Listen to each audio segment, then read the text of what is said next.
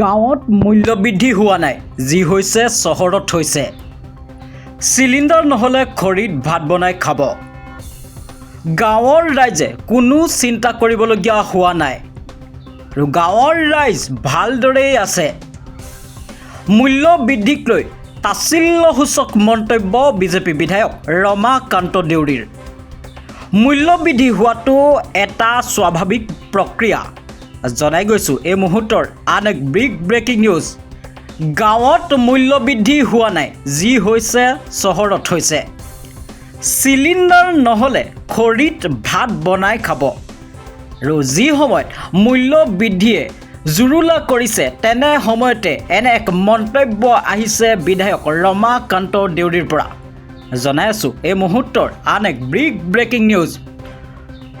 প্ৰতিটো অত্যাৱশ্যকীয় সামগ্ৰীৰ মূল্য বৃদ্ধিয়ে কোঙা কৰিছে সাধাৰণ ৰাইজক, আৰু তাৰ পৰিপ্ৰেক্ষিতত গাঁৱত মূল্য বৃদ্ধি হোৱা নাই, যি হৈছে চহৰত হৈছে।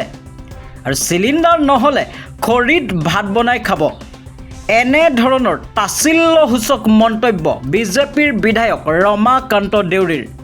আৰু মূল্য বৃদ্ধি হোৱাটো এক স্বাভাৱিক প্ৰক্ৰিয়া বুলিও কৈছে ৰমাকান্ত দেউৰীয়ে।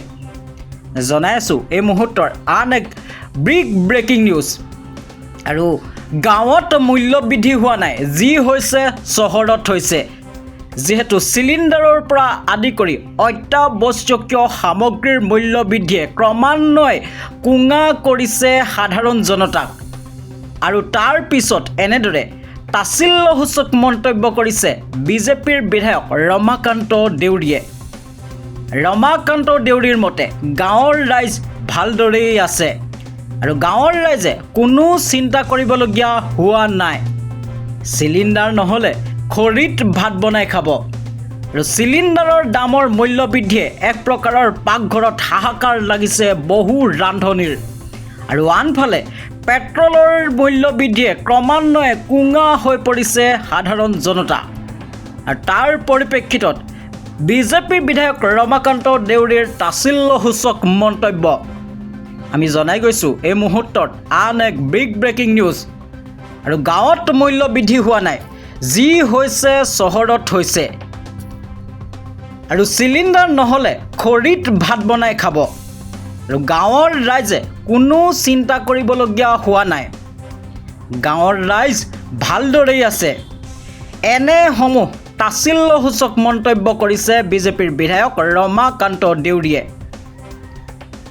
আৰু মূল্য বৃদ্ধি হোৱাটো এটা স্বাভাৱিক প্ৰক্ৰিয়া বুলিও অভিহিত কৰিছে বিজেপিৰ বিধায়কগৰাকীয়ে। জনাই আছোঁ এই মুহূৰ্তৰ আন এক গুৰুত্বপূৰ্ণ খবৰ। যিহেতু ক্ৰমান্বয়ে অত্যাৱশ্যকীয় সামগ্ৰীসমূহৰ মূল্য বৃদ্ধিয়ে কোঙা কৰিছে সাধাৰণ জনতাক। ক্ৰমান্বয়ে বৃদ্ধি পাইছে ইটোৰ পাছত সিটো সামগ্ৰীৰ মূল্য। ৰন্ধন গেছৰ পৰা আদি কৰি পেট্ৰল ডিজেলো অত্যাৱশ্যকীয় সামগ্ৰীয়ে এক প্ৰকাৰ মাৰ সোধাইছে জনসাধাৰণক। আৰু তাৰ পৰিপ্ৰেক্ষিতত বিজেপিৰ এগৰাকী বিধায়ক ৰমাকান্ত দেউৰীৰ তাচ্ছিল্যসূচক মন্তব্য মূল্য বৃদ্ধিক লৈ। গাঁৱত মূল্য বৃদ্ধি হোৱা নাই, যি হৈছে চহৰত হৈছে।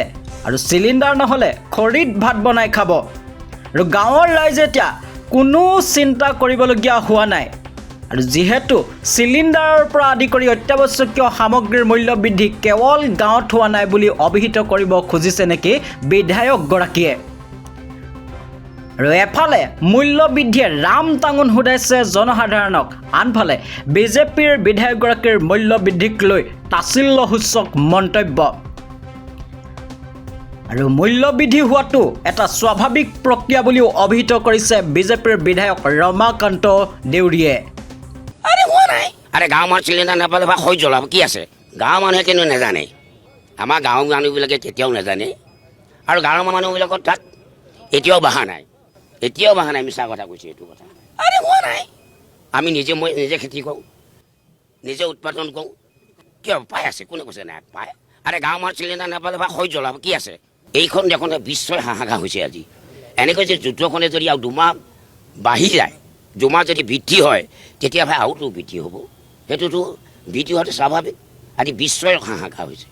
আজি অসমৰ ক্ষেত্ৰত আপোনালোকে কিয় এই কথাবিলাক মন্তব্য ভালকৈ নিদিয়ে আপোনালোকে দিব লাগিব যে পৃথিৱীৰ যেতিয়া পাশ্চাত্য দেশবিলাকত যুদ্ধ হৈছে সকলোৱে তাত প্ৰভাৱ পৰিছে গতিকে সকলোৱে তাৰ লগত যুদ্ধ কৰিব লাগিব যে সেই প্ৰভাৱটো কেনেকৈ দুইগুণ কৰিব পাৰি হয়নে নহয় কওক আপোনালোকৰ দায়িত্ব আছে গাঁওবিলাক সাধাৰণতে যিবিলাক বস্তু পায় এতিয়া মানুহে গম পোৱা নাই সাধাৰণ মানুহে নিজস্বভাৱে চলি আছেতো সেইটো গম পোৱা নাই গতিকে বৃদ্ধি হোৱাটো এটা স্বাভাৱিক হ'বই টাউনৰ মানুহবিলাক সহজে গম পায় টাউনৰ মানুহবিলাক কণীওৱে আমাৰতো গাঁৱলীয়া মানুহৰ নহয় কিবা এটা হোৱাৰ লগে লগে নোহোৱা বস্তু এটা কয় গতিকে এইটো সঁচা কথা গাঁৱলীয়া মানুহবিলাকৰ সত্যতা থাকে ইয়াত বিভিন্ন ৰাজনৈতিক দলে বিভিন্ন জেগাৰ পৰা নগদ বসবাস কৰে বিভিন্ন মত এটা মত নহয় নহয় বিভিন্ন মত তাতে ৰাজনীতিক আছে যে কোন দলক কেনেকৈ ৰাজনৈতিকভাৱে তেওঁলোকক নিষেধ কৰিব পাৰোঁ কেনেকৈ ৰাজনৈতিক দলে তেওঁলোকক প্ৰতিৰোধ কৰিব পাৰোঁ